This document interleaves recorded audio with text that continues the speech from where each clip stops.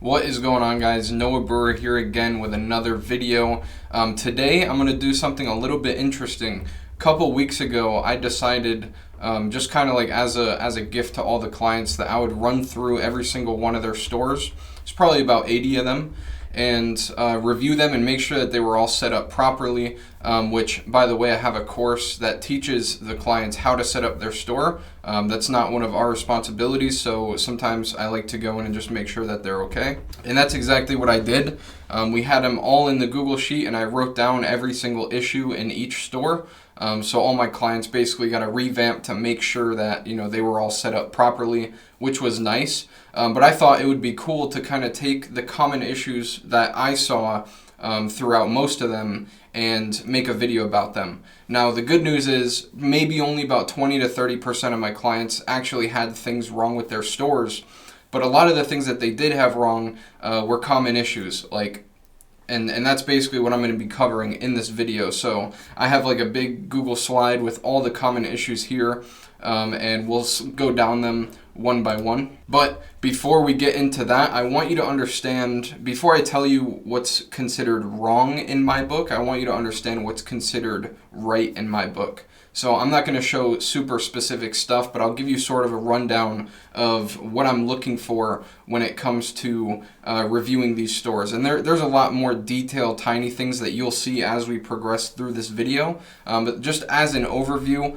one key factor is a basic sales process. Now, I'm talking about they view the page, they add it to their cart, they go to checkout, and purchase. There's no distractions there.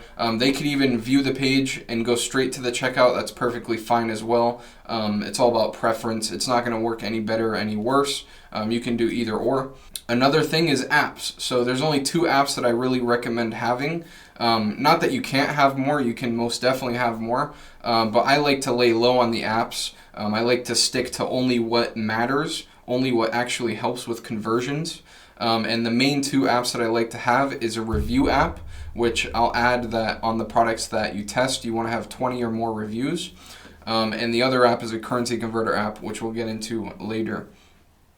We use a very similar structure, very similar theme on each of the stores, which, like I said, there's very specific trainings in the client course that teaches them exactly what they're supposed to do. So again, this could be considered error on our part because we don't make sure that they follow it. But again, everything is there. They're instructed specifically to follow the course. So any of these issues that came up, could have been avoided if they just watched the course and followed it as we instructed, which is kind of sad to say, but that's the reason I decided to jump in and review all of them, and I hope that you're able to get some value out of this. And if you're trying to follow my methods, this will be really valuable to you, just to make sure that you're not making any of these same mistakes that my other clients are making. So these are not in any particular order, keep that in mind, but the first thing that I have here is pop-ups and notifications. This is going to be like sales pop, that little thing that pops up in the bottom left that says like, oh, somebody in the United Kingdom just purchased one of these products. And one more thing that was really honestly disgusting and surprising was there was a pop-up that basically said, just one more step, we will notify you about new products when they come up. And you couldn't do anything on the website while this pop-up was there, and you either had to click later or allow, and this is just terrible. Like, I don't know why this is a thing. Obviously, having your visitors on post notifications would be great, but like the amount of people that this is going to deter every single day is honestly ridiculous. It should never be a thing. Essentially, this falls under the distraction in the sales process category.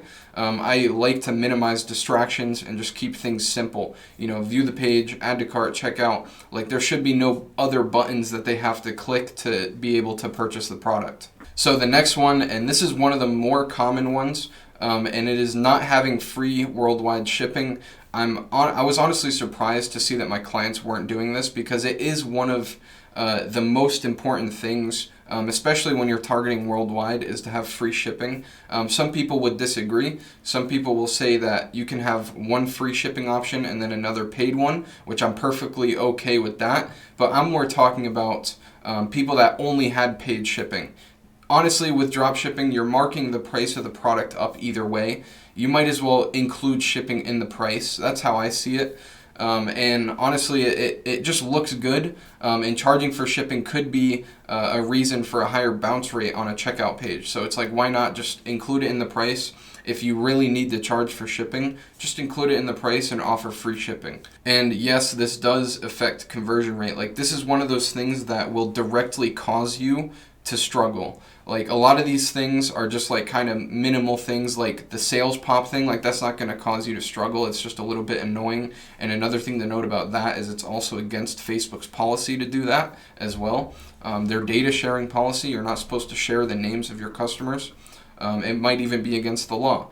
And you can do fake names to whatever. I'm going on a tangent. But most of these things are actually not going to affect your sales, but this is one of those things that will directly impact your ability to be successful. Another app that I think directly causes people to miss sales is the auto currency converter. Now, this is something that I've been doing honestly since I started, but when you're targeting multiple different countries, you know, if a European visits your website and they see the price in USD, honestly, some Europeans might be okay with that, but they're going to have to go to Google and try to figure out, like, okay, what is 25 US dollars in euros? I like to just make it easy for them and just add an auto currency converter on the store. I would say that this is most definitely a necessity, and if you do get a currency converter, make sure that you get one that actually automatically switches. So some of them just have like a drop down where they can choose. I don't like that. I like one that takes the IP and automatically switches it to the currency of their IP address. I actually took it upon myself to look at all of the best currency converters out there that I've used and take all the features that I like and the features that I think actually help with conversions and combine them into my own little app that I'm going to start using for my clients. It's actually going to be called Currency Swap Auto Currency Converter, and you know, we do the IP switching. The currencies get updated every single minute. You're able to round the price up, so 25 USD might be like 28.97. We'd be able to round that up to 29.99. So it just has all the features of the apps that I really like, and we made it a little bit cheaper for our clients just to save them a little bit of money. And yeah, you can use that if you want. There's another one that is also called Auto Currency Converter Plus that I've also used in the past that works very well. So this one, honestly, is just me being absolutely petty. This is not going to affect your conversions. This is not going to really affect anything, except Facebook might have an issue if your site is unreadable, obviously, because it's considered a dysfunctional landing page, which I have been banned for in the past due to like ClickFunnels messing up and stuff. But I'm talking about blending and invisible text. I have a couple examples on the screen here, which I'll either pop up or I'll show in the Google slide. But like blue background with black text, not really ideal. And you can see one of the examples here has a little white box with gray text inside of it that you literally cannot read. And then another example, which is literally just a big yellow checkout page, and the text is black. That one's not hard to read. I would more call that just straight up ugly. But yeah. The footer menu one, like blue on black, just doesn't look good. Like, do white text, it looks better on blue. You know, just stupid things like this. Just run through your website and make sure that it's just easy to read and it looks clean. That's it. And again, this is not going to affect your conversions at all, but you know, it could get you banned. So just depending on how extreme you take it to. So this is another one that will most definitely directly affect your ability to make sales, just based on my experience. Distractions on the product page, landing page. I think I already talked about distractions on the add to cart page and the checkout page, such as pre-purchase upsells, stuff like that. Big no-no. Like, anytime I see a store that uses, you know, any of these little things that I'm showing on the screen now, like 15 sold in the last 10 hours, 165 customers are viewing this product, I just want to vomit. Like, this is just terrible. This is, you know, this kind of stuff worked like 4 years ago, 3 years ago. But honestly, ever since I've been involved in drop shipping, I have never used these cheesy things. Maybe I used a countdown on like a few stores early, like way early on, maybe like 3 years ago.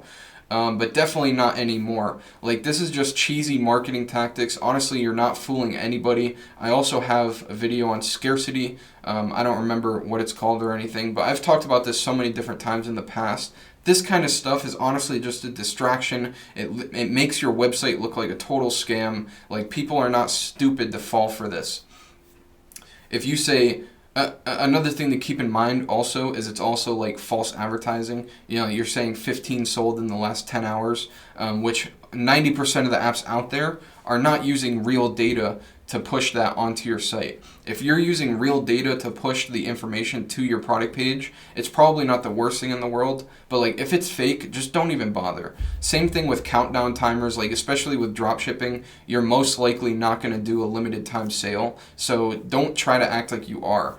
Another couple examples here. There, on one of the product pages I reviewed, there was a more in this collection tab on over to the right where it just showed like 3 other products. This was actually not an app. This was a part of the theme that they were using. I didn't like it that much. I don't think it's that big of a deal, but I don't know. I just didn't like the fact that you were showing other products on the main product page. Especially when you're drop shipping, you kind of want to highlight, you know, your winning product, the one that's going to get the most sales.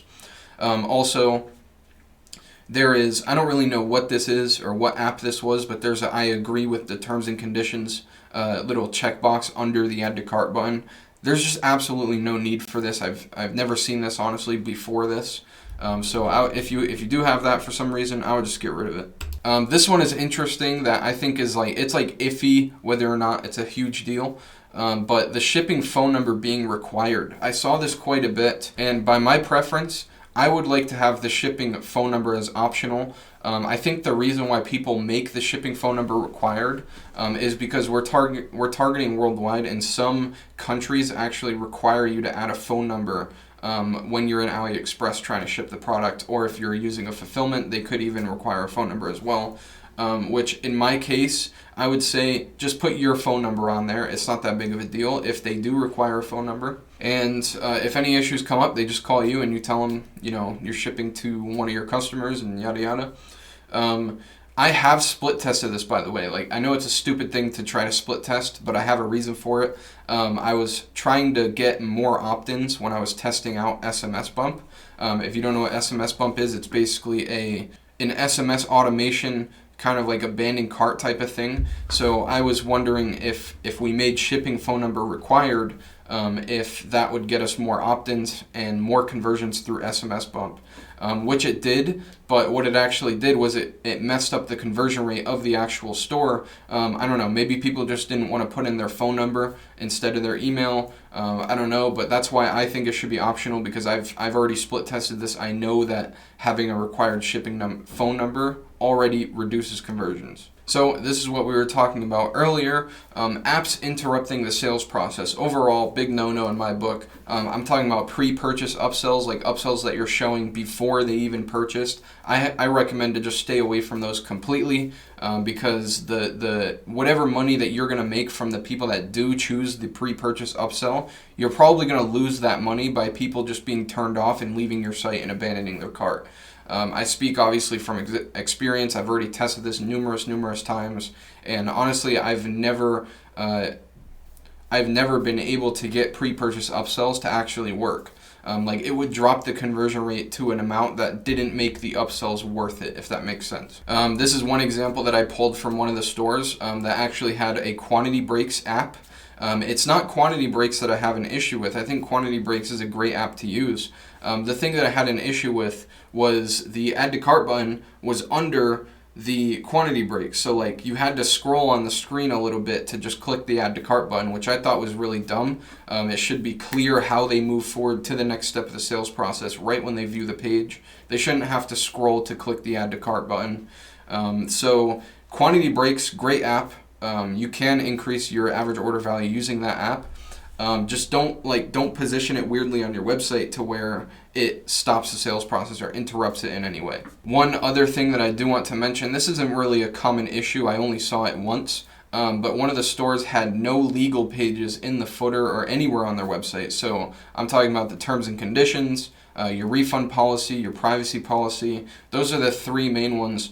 And the reason you need these is because Facebook will actually ban you if you do not have these on your website. So just do not go without these. Like, it should be the first thing that you set up. It's super easy. You could just look up on YouTube a tutorial on how to set up legal pages on Shopify. they make it incredibly easy. And this goes for any store, like even if it's not just Shopify. It is in Facebook's ad policies, which I recommend that you read, that you must have terms and conditions, refund policy, and privacy policy. I believe it's those three. They might have added one or taken one away, but last time I checked, that was the policy. And the last and final one, which I think some of you need to hear this, some of you don't, but I'm talking about spammy descriptions. So you have your normal product description, which is just the product description. You saw this more a couple years ago when dropshipping was more like spammy and people used like quantity countdowns and countdown timers and showing how many people are viewing the product and whatnot. But basically there was this little script that they would put either before or after the product description that would say like free shipping, 100% money back guarantee, like there would just be like a whole lot of stuff. I'll show an example on the site. This is a huge turnoff nowadays. I think it's stupid. Like just keep it simple with your normal product description. Don't have like a copy and paste script that you put before every single product description.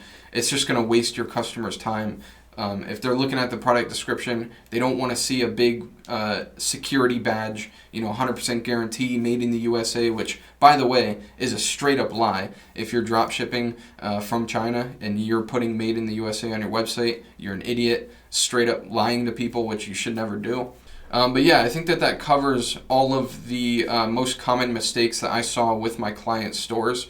If you also know some mistakes that are also made, feel free to leave them in the comments. I want this to be a place for learning for not only you, but also for me and other people watching. And if you have some value that you can add here, please leave them in the comments because, again, you might be helping somebody else. You actually might be helping me. And it could be a way to give back for me to share my experiences and what I see people messing up on in this situation. But that's it for this video. I hope you found it valuable. If you did, leave a like and subscribe. And again, leave a comment. Those mean a lot to me. But yeah, this is Noah Brewer, and I'm out. Peace.